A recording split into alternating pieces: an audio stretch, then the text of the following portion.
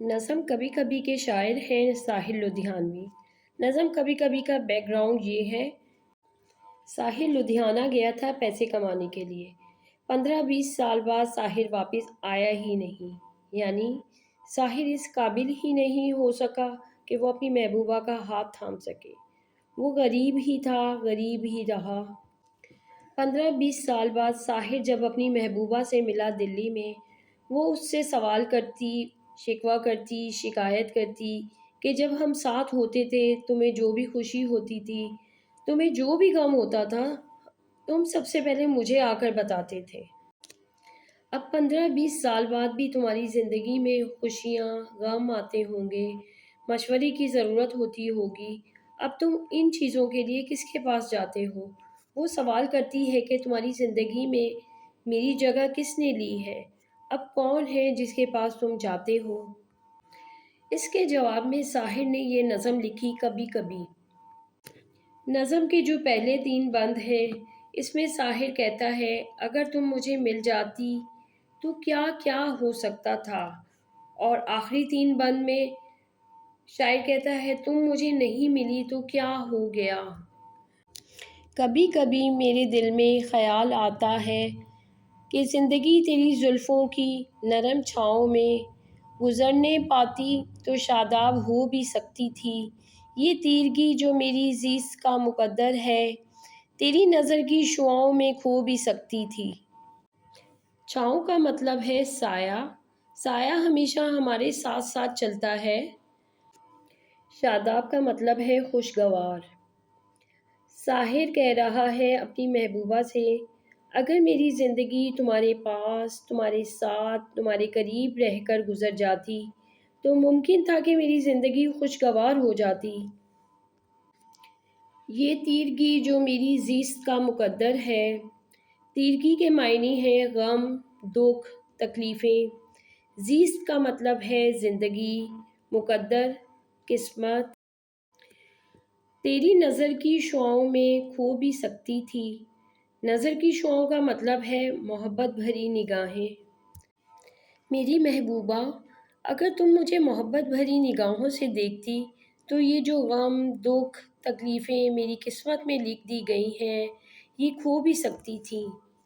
عجب نہ تھا کہ میں بیگانہ علم ہو کر تیرے جمال کی رعنائیوں میں کھو رہتا، تیرا گداز بدن، تیری نیم باز آنکھیں، انہی حسین فسانوں میں محو ہو رہتا۔ بیگانہ علم کا مطلب ہے غم اور دکھ سے اجنبی ہو کر، جمال کا مطلب ہے خوبصورتی، رعنائیوں کا مطلب ہے چمک دمک۔ کوئی بھی انسان اپنی مرضی سے غم و دکھ کا راستہ نہیں ڈھونڈتا۔ اس میں کوئی عجیب بات نہ تھی کہ میں غم و دکھ سے اجنبی بن کر تیری خوبصورتی میں کھویا رہتا، تیری چمک دمک میں اپنی زندگی گزار دیتا۔ اگر اس کی محبوبہ اسے مل جاتی تو وہ غم و دکھ سے دور ہو کر اپنی محبوبہ کی چمک دمک میں کھویا رہتا۔ تیرا گداز بدن، تیری نیم باز آنکھیں۔ گداز کا مطلب ہے نرم و نازک، نیم باز کا مطلب ہے شرم و حیا میں ڈوبی ہوئی آنکھیں۔ انہی حسین فسانوں میں محو ہو رہتا۔ محو کا مطلب ہے کسی چیز میں اتنا کھو جانا کہ آپ کو اپنے ارد گرد کی خبر ہی نہ رہے۔ تیرا نرم و نازک بدن اور تیری نیم باز آنکھوں میں، تیری کہانیوں میں اس قدر کھو جاتا کہ مجھے اپنے آس پاس کی خبر ہی نہ رہتی۔ پکارتی مجھے جب تلخیاں زمانے کی، تیرے لبوں سے حلاوت کے گھونٹ پی لیتا۔ حیات چیختی پھرتی برہنہ سر اور میں، گھنیری زلفوں کے سائے میں چھپ کے جی لیتا۔ پکارتی مطلب آواز دیتی، تلخیاں، غم، دکھ، تکلیفیں۔ ساحر یہاں پر زمانے کے 4 بڑے غموں کی بات کرتا ہے: بھوک سے روتے بچے کا غم، بے روزگار نوجوان کا غم، بوڑھے مزدور کا غم، مجبور عورت کا غم۔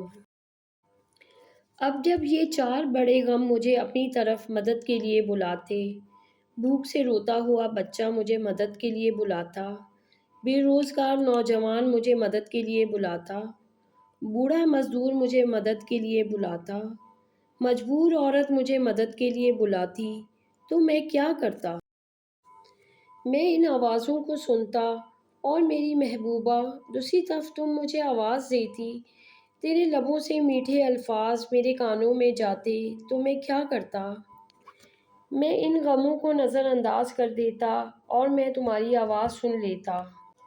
حیات چیختی پھرتی برہنہ سر اور میں، حیات چیختی پھرتی، یعنی کہ جب میں زمانے کے غموں کو نظر انداز کرتا تو دنیا درد کی شدت سے پکارتی۔ برہنہ سر، درد کی شدت، گھنیری زلفوں کے سائے میں چھپ کے جی لیتا تمہارے پاس، یعنی کہ تمہارے قریب رہ کر اپنی زندگی گزار دیتا۔ مگر یہ ہو نہ سکا اور اب یہ عالم ہے کہ تو نہیں، تیرا غم، تیری جستجو بھی نہیں، گزر رہی ہے کچھ اس طرح زندگی جیسے اسے کسی کے سہارے کی آرزو بھی نہیں۔ مگر یہ ہو نہ سکا، کیا نہیں ہو سکا؟